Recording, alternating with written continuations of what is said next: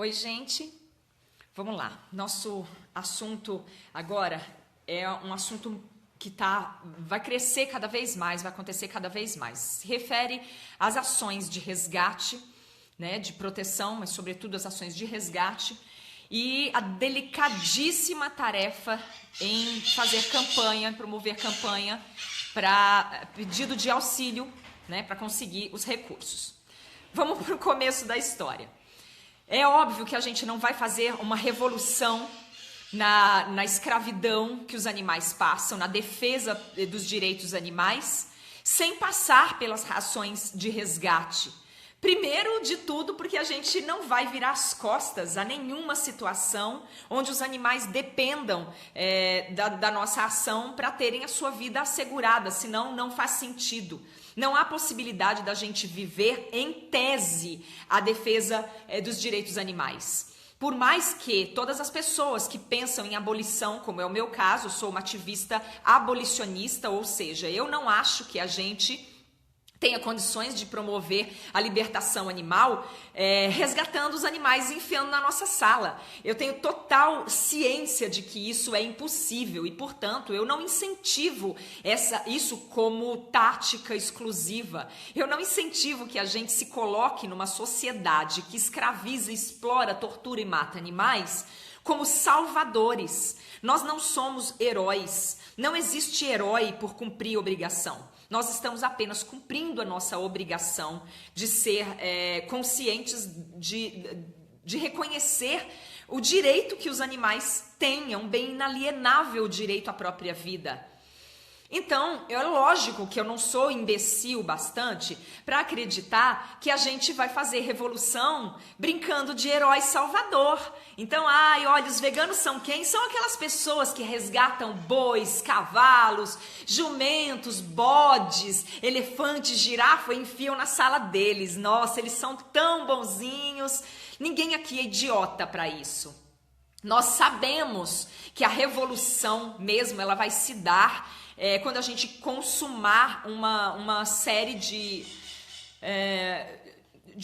consciências, né? Que todo mundo estiver a par e de acordo que os animais não podem ser trucidados, assim como as crianças não podem ser estupradas, assim como as mulheres não podem ser espancadas, assim como os negros ou qualquer outra etnia não devem ser escravizados. Mas até isso acontecer, Raquel, tudo bem? Até isso acontecer, a gente tem que fazer muita coisa ainda. E nada é à toa, nada é desprezível. Aí sempre vai ter aqueles que são os teóricos, que acham que resgatar é um tiro no pé, é uma loucura.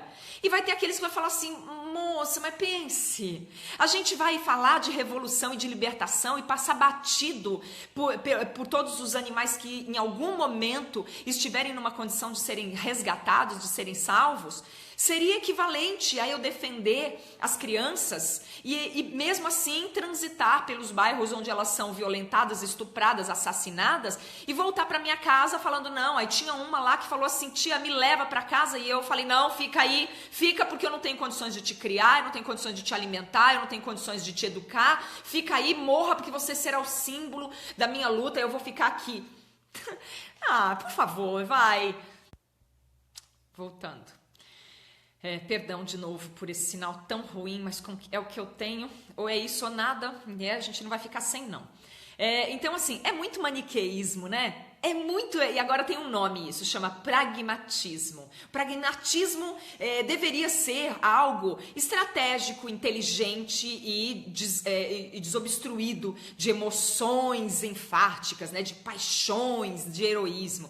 Mas não, agora virou símbolo de uma frieza absurda e impraticável para quem realmente acredita que esses animais têm que ser livres, não unicamente porque eles têm direito à liberdade deles, mas porque eles fazem parte do nosso cosmos, fazem parte do nosso planeta e estabelece vínculos, sim, emocionais com eles, sim, não é obrigatório, não é uma condição. Você não é obrigado a colecionar animaizinhos resgatados na sua casa para defender os animais, assim como você não é obrigado a ter uma coleção de filhos para poder defender o direito das crianças, para você combater a pedofilia, por exemplo. E evidentemente, repito, nós não acreditamos em ações heróicas, embotadas de paixão até o último grau, onde a gente sai pelo mundo resgatando tudo que tiver pela frente, caranguejo, bode, elefante. Tem que ter bom senso, mas isso eu já entendo que dentro de uma causa as pessoas já caminham para isso, né? E aí as pessoas falam assim, não, mas não pode resgatar, porque senão depois você não tem com o que cuidar, porque não sei o que lá. Espera, vamos tentar, então, jogar alguma luz em cima dessa discussão. É verdade. Por que então há essa polêmica? Por que eu estou dizendo que é importante e ao mesmo tempo tem essa polêmica? Por que há essa polêmica? Por quê? Porque a ação principal é a conscientização. A ação principal é a gente atingir uma massa enorme. Não adianta a gente reunir um monte de, assim, um pequeno exército de resistentes que saem por aí catando bicho pela rua, pelos pastos, pelos matadouros e cativeiros em geral. Por quê? Porque depois que a gente resgata esses animais, eles não viram fofuras de arco-íris, eles não viram pelúcias. Eles precisam de lugar para viver, eles precisam de comida, eles precisam de tratamento. Muitos deles vêm doentes, muitos deles vêm de maus tratos, precisam de cuidados médicos que custam verdadeiras fortunas. E nós não temos como conseguir esse dinheiro no final do arco-íris, sabe aquele pote lá dos ursinhos carinhosos? Então, ele não existe para ninguém, não existe para os resgatadores também. Não existe para os protetores. Todos nós que temos animais, nós sustentamos com muita dificuldade. Tem muitos resgatadores que estão endividados até as tampas, mesmo aqueles que são resgatadores só de gato e cachorro. Agora imagine quem resgata animais de grande porte, cavalo, de charrete, né? Bois que são jogados por aí. E aí, o que acontece? A gente entra numa parte muito delicada disso, que são as arrecadações que a gente faz para conseguir fazer a manutenção desses resgates. E aí sim é que são elas. Por quê? Porque a gente não pode continuar com uma mentalidade completamente assistencialista. Eu não sou contra as vaquinhas, eu não sou contra a arrecadação. Mas, por exemplo, para mim, aqui no nosso santuário, eu nunca fiz uma rifa, uma vaquinha, eu nunca passei o chapéu. E por que eu decidi fazer isso, mesmo tendo recursos tão parcos e às vezes passando por algumas dificuldades para conseguir manter os nossos animais? Porque primeiro eles, depois a gente. A nossa despensa, ela obedece essa ordem. Primeiro a gente supre eles de ração e remédio e cuidado. O que sobrar a gente decide se a gente vai na zona cerealista, se a gente vai na quitanda, se a gente vai no mercado. Por quê? Porque a responsabilidade que a gente tem com eles é um compromisso inalienável, não é uma coisa que a gente... inegociável também. Agora, o que acontece é que quando a gente pede, a gente mexe com dinheiro, a gente faz pedido, faz vaquinha, rifa e etc., a gente entra num lugar muito arriscado. Por quê? É muito comum as pessoas fazerem difamações, elas acusarem, fazerem acusações indevidas, calúnia de todo tipo, e a gente já passou por isso muitas vezes. Todos nós que nos envolvemos de alguma maneira com a causa, grande exposição, muita responsabilidade e em algum momento decidimos por pedir auxílio, nós tivemos que lidar com isso. Então eu particularmente não fiz. Eu só resgato os bichos que estão dentro das condições que a gente tem de cuidar. Por que eu faço isso? Porque eu não tenho força para lidar com língua de dragão de Komodo. Eu não consigo lidar com gente maledicente. E embora eu não seja contra as pessoas que conseguem fazer isso, ao mesmo tempo, eu acho que a gente também não pode bancar uma estratégia que esteja pautada em pedido de auxílio, porque ele pode vir e pode não vir. Ele é incerto. E a gente cria uma mentalidade assistencialista.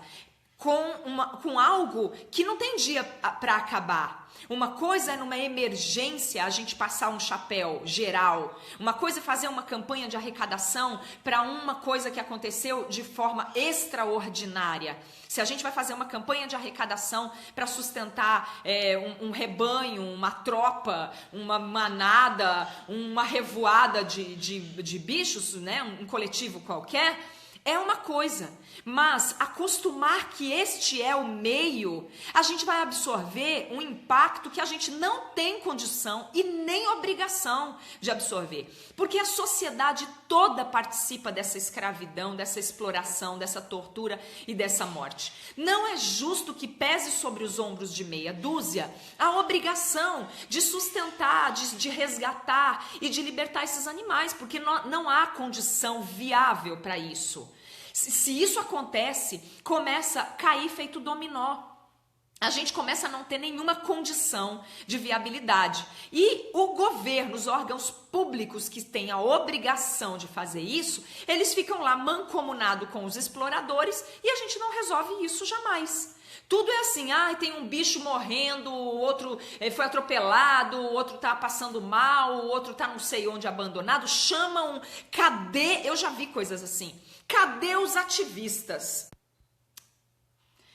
Voltando então. Aí as pessoas, quando veem animais caídos, jogados, abandonados, em qualquer situação de maus tratos, elas falam, cadê os ativistas nessas horas? Peraí, ativismo não é um cargo político, nós não somos remunerados para isso, nós não fomos autorizados para isso por nenhum órgão que nos desse subsídios. Nenhum órgão nos autorizou e nos subsidiou e nos respaldou para que a gente fizesse isso. Nós somos revolucionários, conscientizadores. Nós estamos numa luta super difícil e para nós, extremamente desleal, porque o nosso contingente é ínfimo diante do contingente de pessoas que promovem ou que endossam a exploração animal.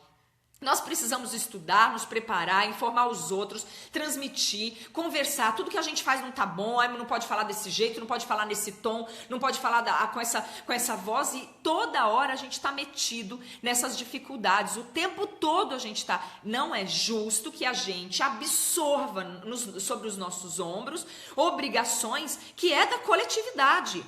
Porque toda hora que tem alguma oportunidade de cuidar de animais, sobra para quem já está sobrecarregado. E a gente acaba fazendo essas vaquinhas e absorvendo as falácias, as calúnias, difamações, dúvidas da sociedade e ainda conclamam a gente como se nós fôssemos outorgados por algum Deus que fica em algum lugar e fala, vai lá, ativista. Ativista não sente dor, ativista não tem família, ativista não tem medo, ativista não tem raiva, ativista não tem nada. É tipo um anjo que desce aqui, salva um bicho, e aí depois esse bicho vira uma flor, um repolho, e acabou?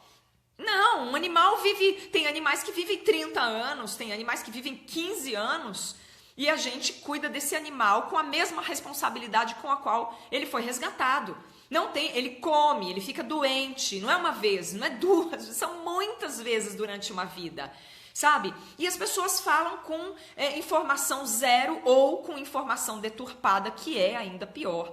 Por isso eu vim trazer esse assunto para que fique registrado aqui, para que a gente comece a ter mais responsabilidade na hora de se engajar, né? A responsabilidade não quer dizer que seja um lugar ruim, é muito bom ser um abolicionista em prol dos direitos dos animais. É muito bom, é uma vida cheia de significados, mas ela requer que a gente esteja trabalhando o tempo inteiro, se posicionando e colocando limites, colocando contornos. As pessoas ainda não entendem qual é a nossa ação. As pessoas que estão de fora da causa, que estão chegando agora, que estão se aproximando agora, elas não entendem direito. Elas têm direito de entender. A gente precisa informar. É necessário que a gente diga para as pessoas, olha, é assim, nós somos um grupo de pessoas comuns, nós somos um grupo de pessoas que vivem pelo mundo com os mesmos desejos, com os mesmos direitos, com os mesmos defeitos que todo mundo vive e decidimos dedicar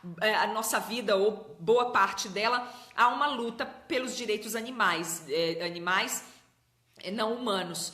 né? E aí, a partir disso, começar a transmitir informações, cada um com a sua habilidade, cada um com a sua condição, transmitir para as pessoas o que isso significa. E não deixar que as pessoas pensem que nossas ações acontecem no âmbito de heroísmo, né? Que vira competições, disputas, gincana. Não é no modo gincana que a gente vai conseguir fazer essa revolução por liberdade animal. Não é no modo gincana que a gente vai conseguir se juntar. Nas gincanas, normalmente, são grupos versus grupos, os amarelos, os vermelhos, aí fica aquela postura de quem quer ser mais importante, não é criticando o trabalho do outro e ficando quieto, achando que joga a bomba e sai correndo e tá tudo bem. Seja mais responsável, né? Quem tá entrando para a causa, seja mais responsável, elucide isso nos momentos que for possível. E para quem não conhece, está se aproximando, eu estou aqui dizendo, não se engane, essa tarefa é uma tarefa extremamente árdua, extremamente difícil, e nós não pautamos essa revolução pelos direitos animais em 1, 2 ou 3 ações. É tudo junto ao mesmo tempo agora, tipo dirigir um carro. É tudo ao mesmo tempo, pedal, volante, espelho, o trânsito, a sinalização, o bêbado que está dirigindo na sua frente, o louco que está dirigindo atrás, dando farol, é tudo isso ao mesmo tempo. A ação em direção aos direitos animais pressupõe conscientização por meio de informação, por meio de arte, poesia, por meio de conversa, de apoio, incentivo. Também se dá por meio de resgate, porque os animais resgatados eles se tornam símbolos de fato de uma ação. As pessoas são despertadas sim por existirem pessoas que têm animais, que resgatam animais e falam, nossa, eu não sabia que isso existia, que isso também era possível. Transmite de alguma maneira a mensagem de um afeto, de um reconhecimento de valores, faz com que as pessoas despertem, é um elemento importante. Mas isso precisa ser feito com muita responsabilidade e com muita consciência e conscientizando. Aí a gente faz boicote sim, quando tem algum comércio, alguma instituição, alguma empresa, indústria, estado, lugar que faz uso ou que se nega, que faz uso da exploração animal ou que se nega a combater a exploração animal, a tortura, o massacre, nós entramos sim com uma pressão de todos os lados. E se for preciso usar o boicote como instrumento, usamos também. Protesto, usamos também. Faixa, grito, mensagens, filmagens, outdoors, né, ou billboards de rua. Tudo é importante, não tem nada que seja importante. E deixar de ser idiota, por exemplo, importa muito. Olha, gente, é um passo enorme deixar de ser idiota. Se todo dia a gente levantar e falar assim, só por hoje eu vou tentar não ser idiota, eu vou tentar não falar mal do que o outro faz, eu vou tentar não ficar tecendo crítica vazia, eu vou tentar não minar a força do outro, eu vou tentar não inventar nada a respeito do outro, não desmotivar o outro, eu vou tentar não me pronunciar quando eu não tiver certeza do que eu estou dizendo, se o que eu estou dizendo é danoso ou não, sabe? Isso ajuda muito, isso dá uma ajuda gigantesca, porque eu disse tentar, não quer dizer que a gente vai conseguir, principalmente porque as definições acerca do que é ser idiota também varia muito. Tem gente que acha que não está sendo idiota e tá. E tem gente que acha que está sendo idiota e não tá. Então também a gente não está aqui para ficar fazendo julgamento de valores. A gente só está aqui para tentar incentivar. Gente, olha, e se a gente começar a tentar fazer isso também? Isso pode agregar? Claro que pode, né? Tudo que a gente faz com uma boa intenção verdadeira pode ajudar. Então, para as pessoas que estão em campo resgatando animais, eu acho muito importante que a gente se muna de um senso de consequência, né? Porque a gente já sabe que a gente não pode fazer ações atrás de ações sem ter noção do que aquilo vai repercutir.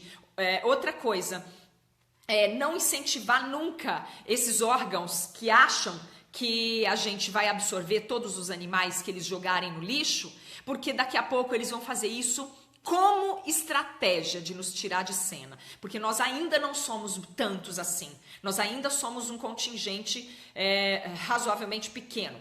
Parte desse contingente precisa se manter em sigilo, protegido, porque a exploração animal se dá também no mundo criminoso, como foi o caso do Camilo, que foi resgatar porcos que estavam servindo como alvo para tiros de traficantes num lugar lá no Rio de Janeiro, e ele mesmo foi pego pelos caras, mataram todos os porcos, assassinaram os porcos na cara dura e botaram ele de joelho lá e ele ficou supervisado. Quer dizer, é muito difícil. As pessoas que vão para campo fazer resgate, elas estão numa guerra. Exatamente como se você for tentar tirar crianças de uma rede de pedofilia, ou drogas, né? Crianças traficadas, enfim. Exatamente não, muito pior, porque as crianças têm algumas leis humanas que protegem, os animais não têm. Pelo contrário, tem muita gente mancomunada, vivendo da exploração animal e fazendo acochambro com exploradores, né? Tem muito político. A bancada ruralista no Congresso Nacional, se eu não estou enganada, é a maior que tem. Ou tá ali junto com a evangélica, que é... né? Então, gente, passar por cima de pecuarista, jagunço, criminosos armados, gente poderosa, sabe, cheia de grana e políticos corruptos é uma tarefa muito difícil. Só que a gente não pode fazer isso como heróis. Não podemos acostumar as pessoas a acreditar que nós somos heróis, porque heróis só existem nos quadrinhos, sabe aqueles heróis que vêm com superpoderes? Então a gente não tem. Se derem um tiro na nossa cabeça, a gente morre, sabe? A gente não veio com cinto de utilidades, não fica invisível, por exemplo. A gente não tem capa de invisibilidade, não tem cartola para tirar nada de dentro.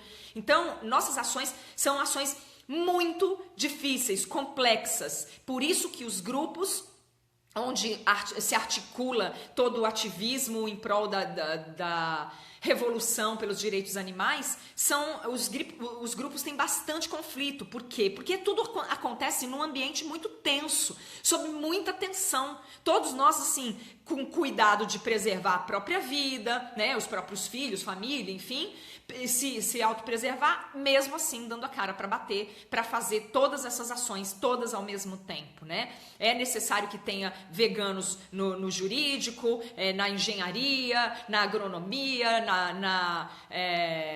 nas escolas de gastronomia, veterinários, médicos, artistas. É necessário que tenhamos muitos de nós em todos os setores, porque a revolução que conscientiza as pessoas, que é a que realmente vai promover a libertação animal, ela tem que ir onde todo o massacre está. E o massacre está por todos os lados. Então a gente não tem como fazer isso sem estar também infiltrado em todos os lados, com conhecimento de causa, né? Não adianta só se dividir por cores, e tem que conhecer o que está fazendo.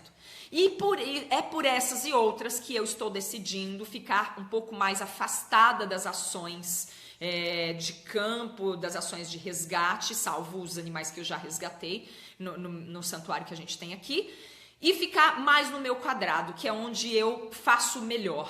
Eu faço arte conscientizadora em música, dança, teatro, livro. Isso eu faço razoavelmente bem. Então, eu conheço do que eu estou fazendo, então eu vou seguir me dedicando mais a esse setor. E esse da comunicação nos nossos encontros aqui nos vídeos, porque é a liberdade de expressão que eu posso usar e é um meio da gente se comunicar, da gente se fortalecer, levar esses esclarecimentos a mais pessoas que não conhecem. Mas as ações de campo mesmo, eu pretendo ficar o mais afastada que eu conseguir, até porque eu não estou mais com paciência para tanto conflito. Tá muito difícil, eu não sou mãe das pessoas. Uma coisa é eu pegar os meus filhos e educar, né? Eles são meus filhos, são crianças e eu tenho condições e autoridade para isso. Mas eu não posso fazer isso com pessoas adultas, né? Fazer isso com pessoas que toda hora ficam entrando em conflito por causa de tudo, e especialmente por conta de si mesmos, né? De vez em quando entra para valer com a questão dos próprios interesses individuais, e aí nessa hora eu acabo me desgastando e esse desgaste desgasta junto as habilidades que eu posso dar. Então é em nome dessas habilidades que eu quero continuar dando que eu vou ficar mais dentro da arte, quem quiser me procurar mais para isso, fique mais à vontade para me procurar para isso. Eu quero me pronunciar cada vez menos dentro dos resgates, porque daí vai vir aquele pessoal que, mas ela, né, começou ontem o ativismo, faz só 3 anos que ela tá fazendo, mas ela quer se meter onde... Não quero me meter. Você que é bom, faça aí o seu e eu vou fazendo o meu aqui. Eu acho, Destiny Moon, que realmente, que está falando aqui, que o boicote é uma boa solução, é uma pressão que a gente faz no bolsinho, porque essas pessoas elas estão só preocupadas mesmo com o lucro que dá o seu negócio de alguma maneira, né?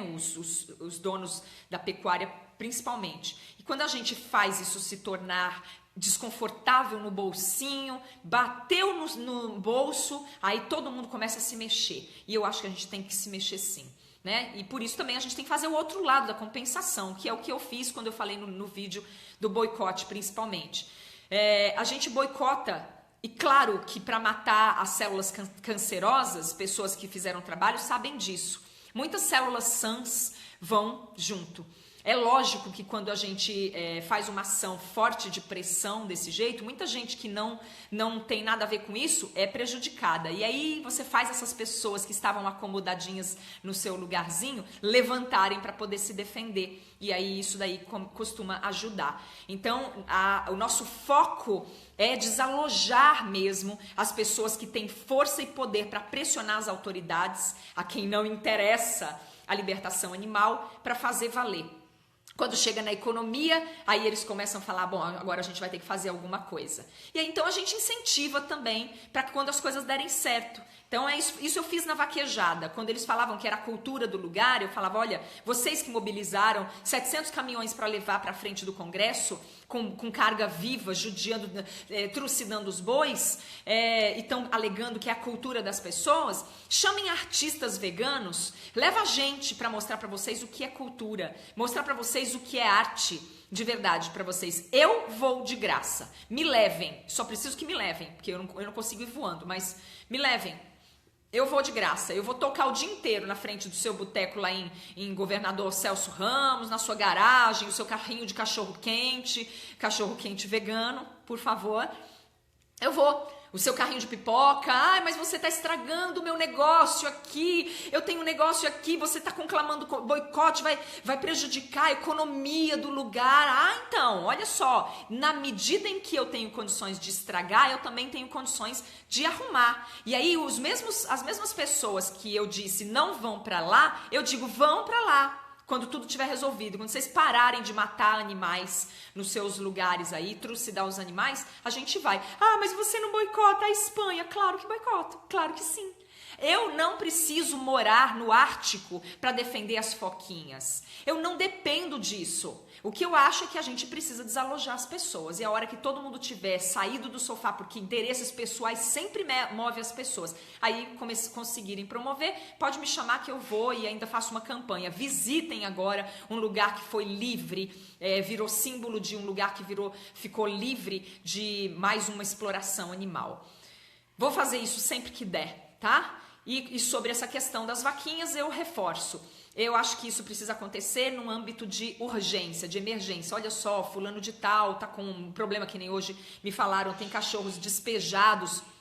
É uma pessoa que foi despejada de casa com, acho que 16 gatos e tá na garagem de alguém, sabe? São situações críticas e aí todo mundo se move. Tanto que eu falei que eu ia fazer uma campanha pedindo, incentivando as pessoas a ajudar quem ajuda. Mas esse incentivo que eu falo é uma coisa maior. É tipo incentivar aquelas pessoas que pensam, olha, eu gostaria de ajudar, mas eu não posso pôr a mão na massa. Eu tenho uma empresa, eu vou ajudar com a minha empresa, eu vou incentivar, eu vou doar uma quantia em dinheiro, eu vou facilitar o apoio a determinada coisa, ou eu tenho um caminhão, eu vou ajudar com o transporte dos animais. Isso eu acho que é um engajamento, mas ficar depositando moedinha nas rifas, eu acho muito arriscado, porque isso gera um assistencialismo que vai nos manter o resto da vida nessa condição de pedintes. Não se faz revolução assim.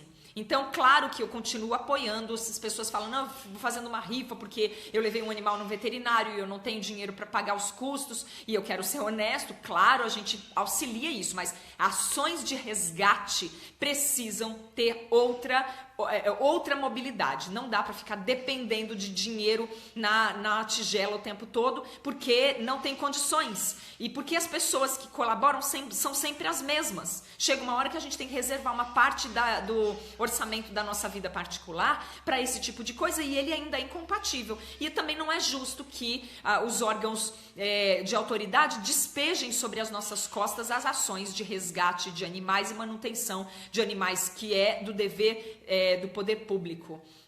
Então, coisas de grande porte não podem ser, nós não temos condições de custear através de campanhas de vaquinha, até porque isso vai começar a acontecer com uma frequência diária, e a gente não vai ter condições de ficar salvando porcos de 200 quilos, uma manada de bois. Como que a gente vai custear isso pedindo dinheiro para as pessoas o tempo todo? As pessoas também estão perdendo seus empregos, e vai acontecer isso num âmbito muito maior. Nós temos que estar o tempo todo engajados. A Soraya Martins está perguntando como eu mantenho o meu santuário. Bruno, vem aqui, por favor. É uma curiosidade que as pessoas têm mesmo. A Soraya Martins está perguntando como que a gente mantém o nosso santuário. Vem dizer. Como? Com amor. Não é só amor não, hein? Porque o nosso santuário tem cerca de 30 animais resgatados. E alguns chegam aqui machucados, né? Como foi o caso de uma maritaca com o bico todo estraçalhado. E a gente tem que cuidar. A gente mantém com o nosso próprio dinheiro. A gente divide a nossa despensa. Como eu disse, assim, o que sobrar, a gente decide se a gente vai fazer compra no mercado, na quitanda, na zona cerealista, é o que sobrar. Bruno é professor de piano.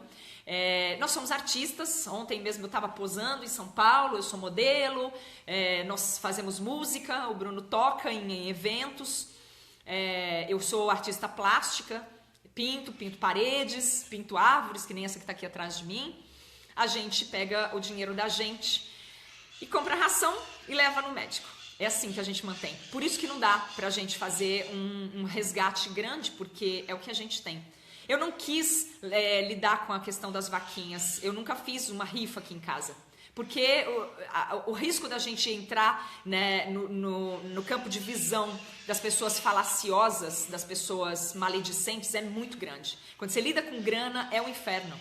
E a gente fez muita renúncia aqui. Nossa sala não tem sofá. A gente vive para isso o tempo todo. É o lugar para colocar os viveirinhos. Quando tá frio, a gente vai e pega. Não é isso? Sim. É assim que a gente faz. Às vezes pede um desconto no coisa da ração. Às vezes consegue comprar com um amigo um pouco mais barato, com um amigo nosso. E a veterinária também a gente deixa devendo. Estamos devendo lá para as meninas. E vamos fazendo desse jeito. E vamos levando a vida, ué. Eu falo, não é que a gente divide nada. Primeiro são eles. O primeiro que a gente compra é ração. Daí depois a gente compra a nossa. Mas, enfim, não falta nada. Estamos tudo felizes, ó. A outra tá lá me chamando para brincar de bola com ela. E é isso. É isso. A gente faz assim. Mas a gente sabe que quem resgata para mais de 30, muitas vezes não tem condições. É muito difícil mesmo. Muito, muito difícil. Então, não é que eu seja contra as arrecadações, não. Eu sei que as pessoas precisam fazer, de vez em quando, uma rifa, porque socorreu um animal e como é que vai conseguir dinheiro. Eu acho isso super legítimo. Mas fazer grandes ações de resgate, pensando em vaquinha, eu acho muito, muito arriscado, né? Porque depois a gente fica prestando conta e sempre aparece uma meia dúzia de louco. Aconteceu isso no caso de Forquilhas, quando as meninas resgataram lá mais de 30 bois que foram abandonados. E foi uma ação muito grande, porque os bois comem muito, né? É feno para todo lado, manutenção, assim, é muito difícil. E aí apareceu uma dúzia de protelocas, assim, umas louca de pedra. Tinha inclusive uma lá que me disseram que era louca de verdade mesmo, assim, tantã.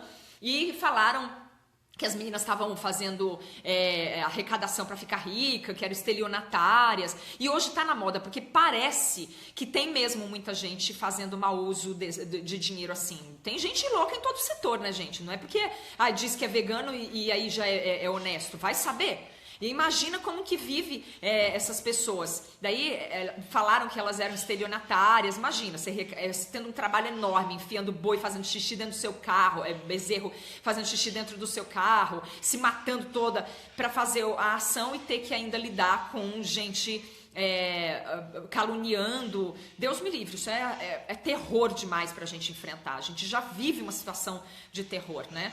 Então aí eu não incentivo não. Resgate precisa ser feito com muita parcimônia, muita consciência, e a ação tem que ser toda inteira.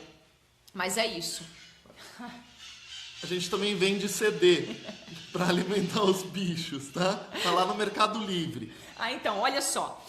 Isso daqui é um detalhe. A gente compôs 13 músicas para falar sobre afeto, sobre direitos, sobre ética, para criança já começar desde cedo. E aí, esse CD tem um custo enorme, porque a gente fez caprichado, né? Porque não dá pra criança falar que música vegana é um lixo, ninguém querer ouvir, tem que fazer bem feito. Aí sim, a gente passou o chapéu para amigos para financiar a arte. E aí alguns amigos nossos bancaram do próprio bolso e a gente produziu o CD. Daí a gente tenta espalhar esse CD, as pessoas precisam ter, as crianças precisam ouvir, porque fazer música e ninguém ouvir também não adianta nada. E aí não vai faltar gente para dizer que a gente vive da causa. Só que aí é essa hora que eu falo, quando você acordar de manhã e pensar, só por hoje eu não vou ser um idiota, isso pode já servir para você pensar antes de falar que a gente vive da causa, porque nós somos músicos, nós somos artistas, a gente não depende da causa para fazer música, inclusive a gente tem músicas que não são veganas. A causa é que está sendo beneficiada pela arte. Então, no caso, a gente decidiu se dedicar a fazer música vegana. Para quem ouvir? Meia dúzia, porque você pensa que a gente consegue vender CD para não veganos? A gente não consegue gente para dirigir a gente. Por quê? Que as pessoas não querem se envolver num negócio, numa arte, que depois elas não têm como responder para os filhos, né, para a família, porque que ela ainda come carne, porque que ela ainda financia o massacre animal. Então a gente só se meteu, foi numa grande luta. Aí vira um imbecil dizer que a gente vive às custas da causa, essa pessoa é aquela pessoa que a gente tenta dar um pouco de água com açúcar para ver se ela fica melhor, assim, se ela se acalma. Porque a gente não depende da causa para fazer música, para dançar. Eu sou bailarina desde que eu tenho 12 anos de idade. Eu não dependo da causa para dançar. Eu resolvi foi dar a minha arte para a causa vegana. Bruno é pianista desde quando que tu toca, Bruno? Desde os 4. Então, desde os 4 anos e meio que ele toca. Então, ele não depende da causa para se aparecer. Então, se tiver um idiota que tiver com essa ideia de pensar isso, já vai lá, dá uma respirada, conta até 10 e não seja besta. Tá? Então é isso, a gente vende o CD Animal Sente, que está no Mercado Livre, para espalhar a ideia da consciência animalista para as pessoas e para manter o nosso santuário, tá bom? Por enquanto a gente não vendeu nem o suficiente para manter o santuário, por enquanto ainda estamos pagando os custos, mas tá ótimo. Tá? Pagando não, tô devendo ainda. Então tá bom, gente, é isso. O CD tá no Mercado Livre, é só colocar lá CD Animal Sente ou chamar o Bruno Monteiro no inbox e perguntar pra ele como que faz, a gente manda pro país inteiro, tá bom? É isso, a gente se encontra mais vezes por aí. Obrigada, gente, beijo pra todo mundo. Tchau.